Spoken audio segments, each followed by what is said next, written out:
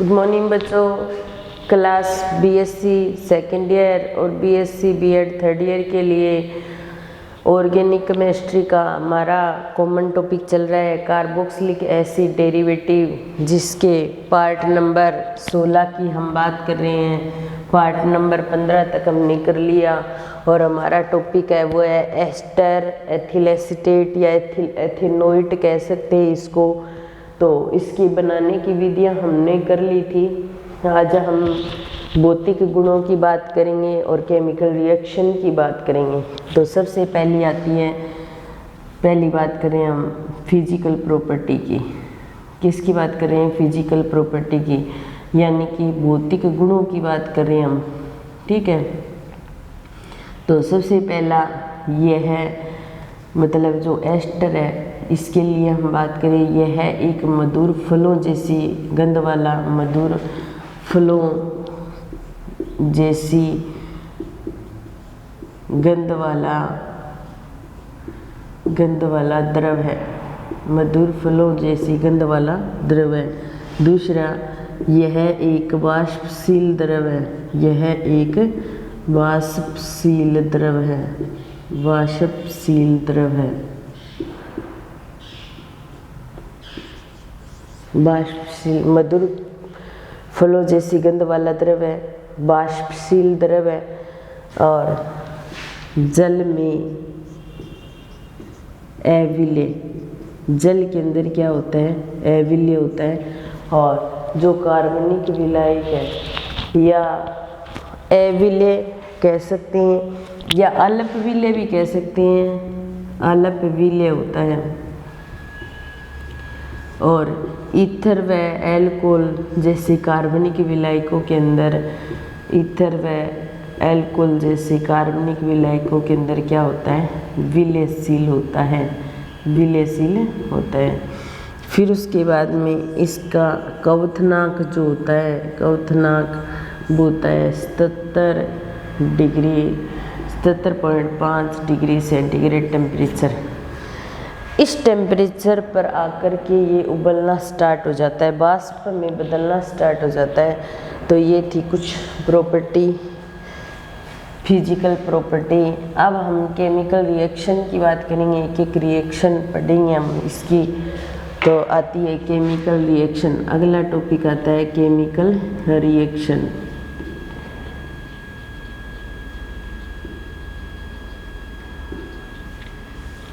Chemical reaction, और chemical reaction के अंदर पहली रिएक्शन होती है, हमेशा ही अम्ल व्युत्पन्नों में यही करते आ रहे हैं, जल अपघटन। तो सबसे पहला अम्ल या क्षार की उपस्थिति में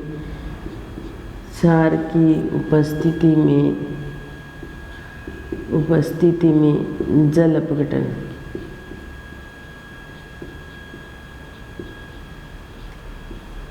अम्ल व क्षार की उपस्थिति में जल अपघटन। तो एस्टर का अम्ल या क्षार की उपस्थिति में जल अपघटन करवाया जाता है।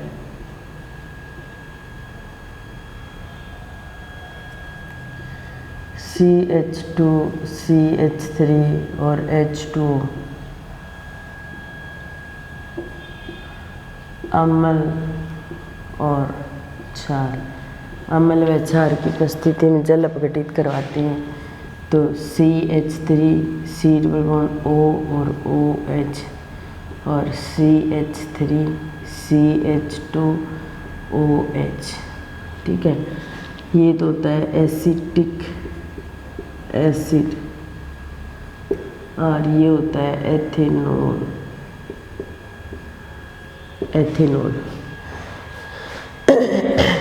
एस्टर का जब जल अपघटन करवाया जाता है अम्ल व क्षार की उपस्थिति में, तो एक तो एसिटिक एसिड बनता है और दूसरा क्या बनता है? एथेनॉल बनता है।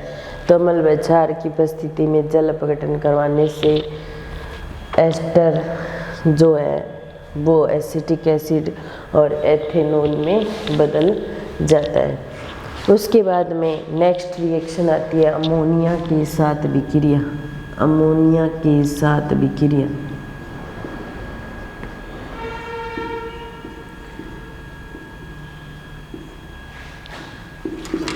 अमोनिया के साथ विक्रिया, एस्टर की अमोनिया के साथ विक्रिया करवाएंगे तो CH3 C++ O और OC2H5, ये क्या है, एस्टर है। और एस्टर की अमोनिया के साथ रिएक्शन कराएंगे तो NH3 के साथ रिएक्शन करवाएंगे, एक H निकल कर तो इसके साथ आ जाएगा, ठीक है। और NH2 CH3 C++ O और NH2 इसके साथ जुड़ जाएगा और प्लस C2H5OH, तो ये तो बन गया एमाइड या एसिटेमाइड और ये बन गया एथेनॉल। क्या बन गया, एथेनॉल। तो अम्ल व क्षार की उपस्थिति में जल अपघटन करवाते हैं तो एसिटिक एसिड और एथेनॉल बनता है। अमोनिया के साथ विक्रिया करवाते हैं, एस्टर की अमोनिया के साथ रिएक्शन करवाते हैं तो एमाइड बनता है और एथेनॉल बनता है। फिर उसके बाद में तीसरी रिएक्शन आती है जो अपने PCl5 या फास्फोरस पेंटाक्लोराइड बोल सकते हैं, PCl5 के साथ विक्रिया, PCl5 के साथ विक्रिया। हम एस्टर की PCl5 के साथ विक्रिया करवाते हैं तो एक तो बनता है एल्किल हैलाइड और एक बनता है एसिटिल क्लोराइड और एक बनता है फास्फोनिल क्लोराइड। तो देखिए PCl5 के साथ रिएक्शन करवाएंगे फास्फोरस पेंटाक्लोराइड।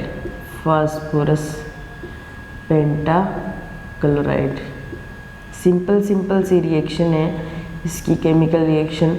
ये बॉन्ड यहाँ से टूट जाएगा, यहाँ से टूट जाएगा, एक Cl तो इसके साथ आ गया तो ये बन जाएगा CH3 C++ O और Cl और इसको बोलेंगे एसिटिल क्लोराइड।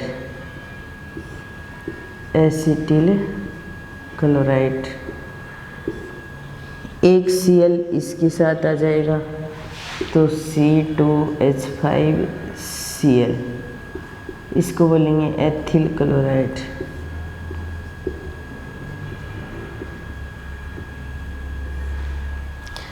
और एक O इसके साथ चला जाएगा और POCl3, इसको बोलेंगे फास्फोनिल क्लोराइड।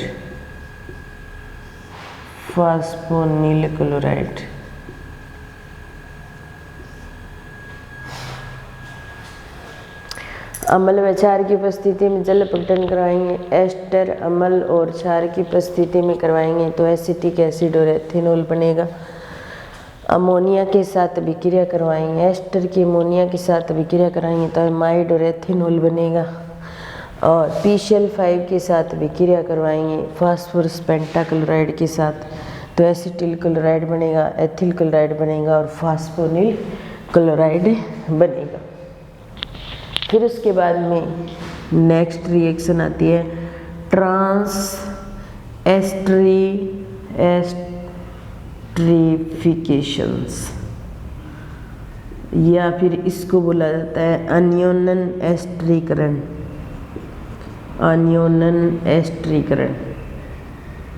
एक तो एस्टरीफिकेशन होता है, सीधा ही अपने कार्बोक्सिलिक एसिड लेके एथेनॉल की रिएक्शन करवाते हैं, एस्टर बनता है, उसको बोलते हैं एस्टरीकरण, ठीक है। ट्रांस एस्टरीकरण का मतलब एस्टर से ही एस्टर बनाना। क्या करना है, एस्टर से ही एस्टर बनाना। OC2H5 ये एस्टर है हमारे पास और इसके साथ CH3OH की रिएक्शन करवाएंगे या फिर अपने ऐसे कह सकते हैं एल्कोली अपघटन अभिक्रिया भी कह सकते हैं इसको, एल्कोलिक अपघटन अभिक्रिया भी कह सकते हैं, एल्कोलिक अपघटन अभिक्रिया भी कह सकते हैं। ट्रांस एस्टरीफिकेशन, अनियोनन एस्टरीफिकेशन या एल्कोलिक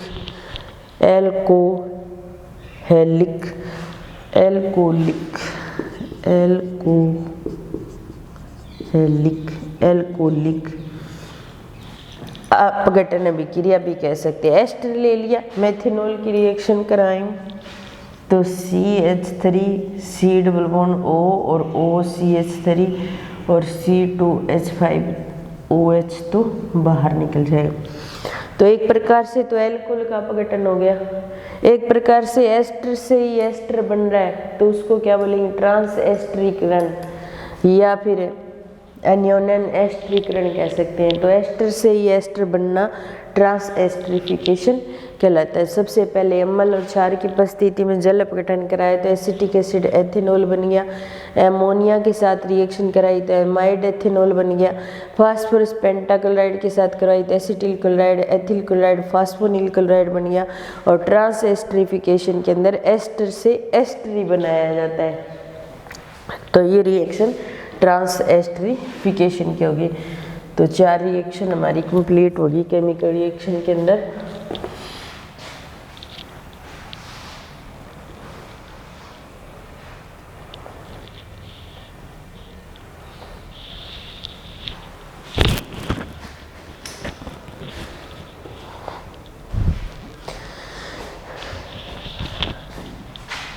पांचवी रिएक्शन, लिथियम एल्युमिनियम हाइड्राइड की उपस्थिति में अपचयन। लिथियम एल्युमिनियम हाइड्राइड की उपस्थिति में क्या करवाएंगे, अपचयन करवाएंगे। एस्टर का लिथियम एल्युमिनियम हाइड्राइड की उपस्थिति में अपचयन करवाना है तो CH3 C double bond O और OCH2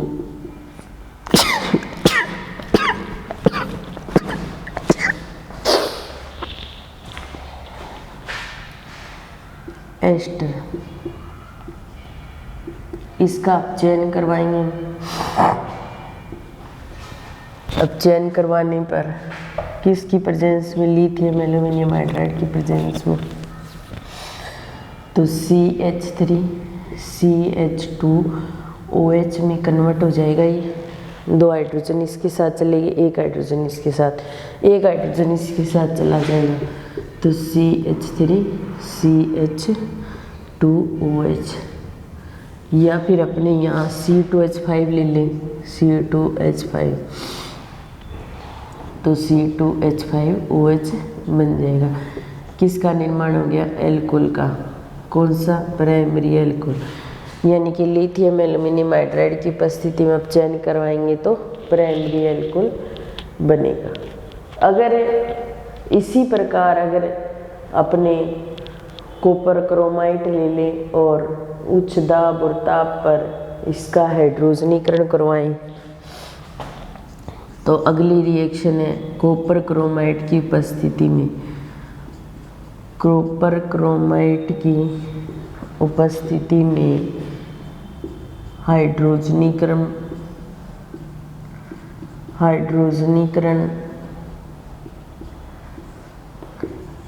करवाने पर, कॉपर क्रोमाइट की उपस्थिति में हाइड्रोजनीकरण करवाने पर, तो कॉपर क्रोमाइट की उपस्थिति में हाइड्रोजनीकरण करवाएंगे।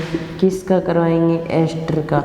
तो C डबल बॉन्ड O और O C2H5 और 2H2 के साथ रिएक्शन करवाएंगे, ठीक है।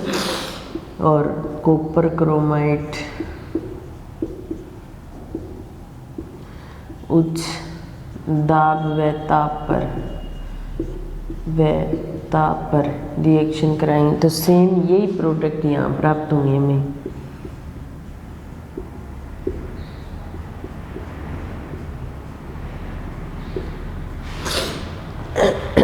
फिर उसके बाद में आता है वुवो-वुलोंग अपचयन। वुवो-वुलोंग अपचयन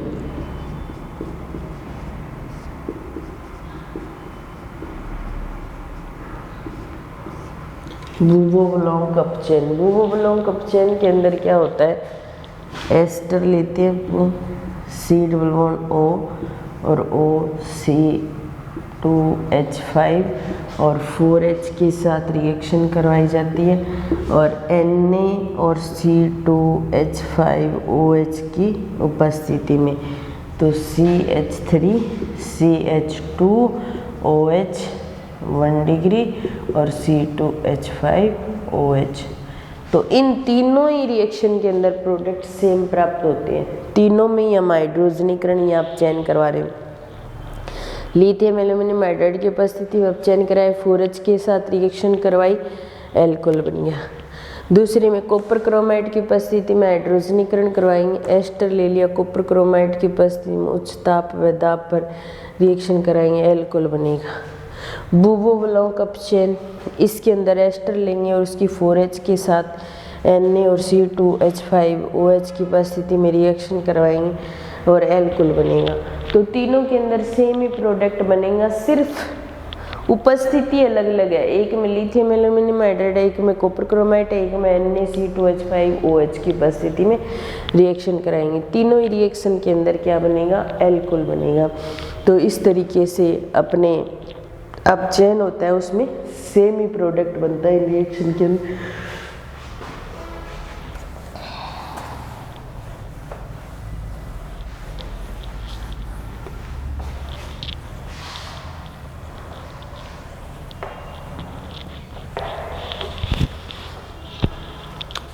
फिर उसके बाद में नेक्स्ट रिएक्शन आती है गिरन्यारक अभिकर्मक। गिरन्यार अभिकर्मक के साथ अभिक्रिया।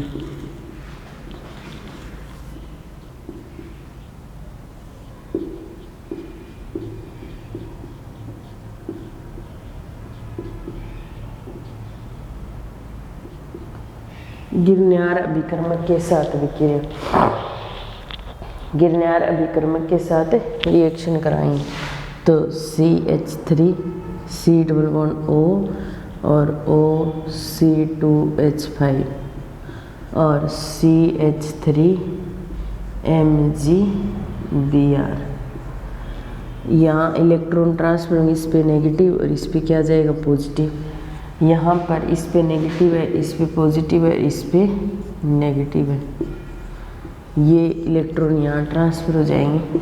तो CH3 और ये कार्बन इसके ऊपर CH3 और OMgBr और OC2H5 ये बन जाएगा। फिर यहाँ से अपने क्या करेंगे, ये इतना इतना अलग हो जाएगा। तो यहाँ पे बनेगा CH3 ये कार्बन और इस पे डबल बॉन्ड ये जुड़ जाएगा और Mg के साथ Br और OC2H5 अलग हो जाएगा। यहाँ क्या बन गया, कीटोन। अब इस कीटोन की फिर गिरन्यारक अभिकर्मक के साथ रिएक्शन करवाएंगे MgBr। तो एस्टर के गिरन्यारक अभिकर्मक के साथ रिएक्शन करवाएंगे। तो एस्टर का तो एक ही मॉलिक्यूल लेंगे, गिरन्यारक अभिकर्मक के 2 मॉलिक्यूल लेकर के टर्सरी एल्कोहल बना सकते हैं हम।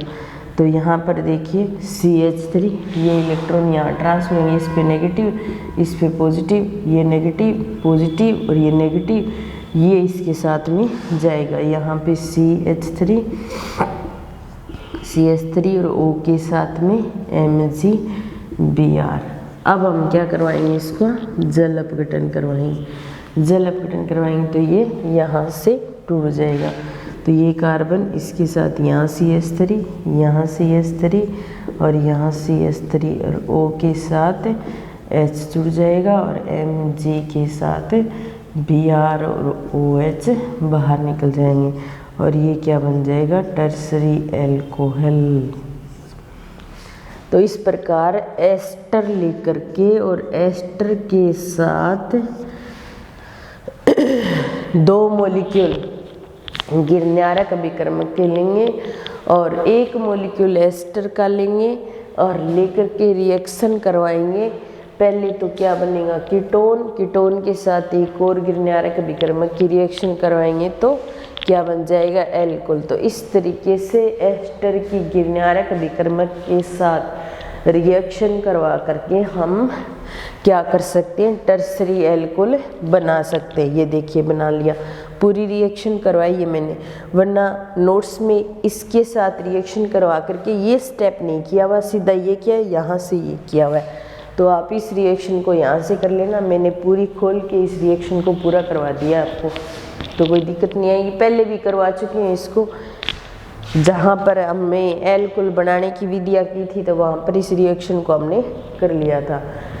तो ये टोटल 8 मेथड कर लिए हमने, बाकी नेक्स्ट क्लास में करेंगे। आज की क्लास यही समाप्त करते हैं। धन्यवाद।